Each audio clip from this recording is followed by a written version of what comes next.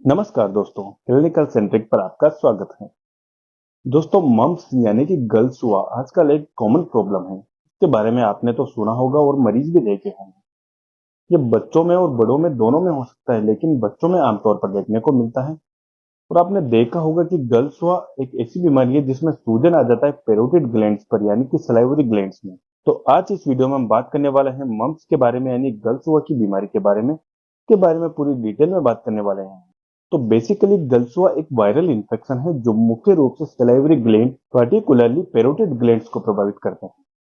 और इसके सिम्टम्स और ट्रीटमेंट और प्रिवेंशन के बारे में हम बात करने वाले हैं इस वीडियो में। तो अगर अभी तक आपने चैनल को सब्सक्राइब नहीं किया है तो अभी तक सब्सक्राइब कर लें और वीडियो को लाइक करना बिल्कुल ना भूलें अगर अच्छे लगे तो। सबसे पहले बात करते हैं हम सिम्टम्स के बारे में। तो मम्प्स के आमतौर पर लक्षण वायरस के संपर्क में आने के लगभग 16 से 18 दिनों के बाद दिखाई देते हैं, लेकिन ये ऑलमोस्ट 25 दिनों तक हो सकते हैं। और सामान्य लक्षणों की अगर बात करें तो आपको swollen and tender salivary gland देखने को मिलती है, विशेष रूप से कान के नीचे और सामने की तरफ स्थित पेरोटिड ग्लैंड, जिसके कारण गाल फूल जाते हैं और जबड़ा सूज जाता है। और अगर सिम्टम की बात करें तो फीवर आता है, अक्सर लो ग्रेड आता है लेकिन ये अधिक भी हो सकता है। इसके अलावा हेडेक, मांसपेशियों में दर्द, थकान और कमजोरी, भूख की कमी, चबाने और निगलने के दौरान दर्द भी हो सकता है। जैसे कुछ सिम्टम्स आपको दिखाई देते हैं। इसके अलावा कुछ मामलों में कॉम्प्लिकेशंस भी हो सकते हैं, जैसे कि ओर्चाइटिस यानी इन्फ्लामेशन ऑफ टेस्टिस, जिसे आसान भाषा में कहते हैं पुरुषों के अंडकोश में सूजन आ जाता है और जिससे दर्द और सूजन देखने को मिलता है। और अगर फीमेल्स की बात करें तो उनमें oophoritis and mastitis, inflammation of the ovaries and breast, मतलब फीमेल्स के अंडाशय और स्तनों में सूजन आ जाता है। इसके अलावा मेनिंजाइटिस, ब्रेन और रीढ़ की हड्डी की जो कवरिंग होती है उनमें सूजन आ जाता है। इसके अलावा एंसेफेलाइटिस यानी ब्रेन में सूजन और हियरिंग लॉस, ये अस्थायी होता है वैसे तो, लेकिन कुछ मामलों में स्थायी भी हो सकता है। इसके अलावा पेनक्रिएटाइटिस, अग्नाशय में सूजन देखने को मिलता है। और अगर बात करें इसके इलाज के बारे में तो मम्प्स के लिए वैसे तो कोई स्पेसिफिक एंटीवायरल ट्रीटमेंट नहीं है, लेकिन सिम्टोमेटिक ट्रीटमेंट से भी इसे ठीक किया जा सकता है, इसके लक्षणों को कम किया जा सकता है। जैसे कि आपको कुछ बातें ध्यान रखनी चाहिए। सबसे पहले है रेस्ट। शरीर को संक्रमण से लड़ने के लिए भरपूर मात्रा में रेस्ट की जरूरत होती है। इसके अलावा फ्लूइड्स, हाइड्रेटेड रहने के लिए खूब सारे तरल पदार्थ यानी कि फ्लूइड्स हमें लेने चाहिए।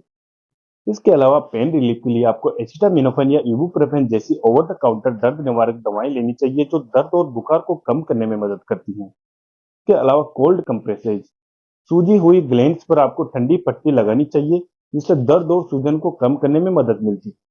और सॉफ्ट डाइट लेनी चाहिए, जैसे कि नरम खाने की चीजें खाएं जिन्हें चबाने की जरूरत कम होती है, तो दर्द भी कम होगा। इसके अलावा अगर आपको एंटीबायोटिक्स कुछ लेनी है तो आप अमोक्सिसिलिन या अमोक्सिक्लेव सिरप ले सकते हैं। ये भी आपको जल्दी इफेक्ट करेगी और इसको जल्दी ठीक करने में मदद करती है। बात करें इसके प्रिवेंशन के बारे में यानी बचाव के बारे में, तो मम्स को मोस्ट इफेक्टिवली टीकाकरण के माध्यम से ही रोका जा सकता है। एमएमआर की वैक्सीन लगाई जाती है। एमएमआर यानी कि मीजल्स, मम्प्स और रूबेला की वैक्सीन इसका सबसे बेस्ट इलाज है। इससे ही पूरी तरह से बचा जा सकता है। इसे टिपिकली 2 डोजेज में लगाया जाता है, जिसकी पहली डोज 12 से 15 महीने की उम्र पर लगती है और दूसरी डोज 4 से 6 साल की उम्र पर लगाई जाती है। और अगर किसी को मम्प्स हो चुका है तो आइसोलेशन जरूरी है। यदि किसी को मम्प्स है तो उसे वायरस के प्रसार को रोकने के लिए दूसरों से दूर रहना चाहिए। इसमें ग्लैंड्स में सूजन शुरू होने के कम से कम 5 दिन तक स्कूल या काम पर जाने से बचना चाहिए, यानी कि घर पर रहने की सलाह दी जाती है डॉक्टर्स के द्वारा। इसके अलावा गुड हाइजीन प्रैक्टिस का ध्यान रखें। नियमित रूप से हाथ धोना, छींकते और खांसते समय टिश्यू पेपर का यूज करना चाहिए और बर्तन या अपने पर्सनल चीजों को शेयर करने से बचना चाहिए ताकि वायरस का संक्रमण दूसरों तक नहीं पहुंचे। कुल मिलाकर एमएमआर वैक्सीन ही इस बीमारी को रोकने का एक प्रभावी इलाज है और इसके कॉम्प्लिकेशन से बचा जा सकता है।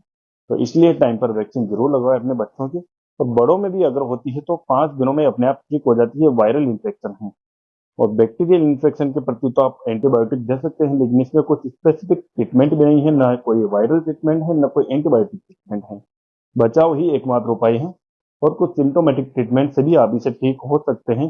5 दिन में अपने आप ठीक हो भी जाती है वैसे। तो आशा करते हैं वीडियो अच्छी लगी होगी। तो वीडियो अच्छी लगी है तो वीडियो को लाइक करें, चैनल को सब्सक्राइब करें। मिलते हैं नेक्स्ट वीडियो में, तब तक के लिए धन्यवाद।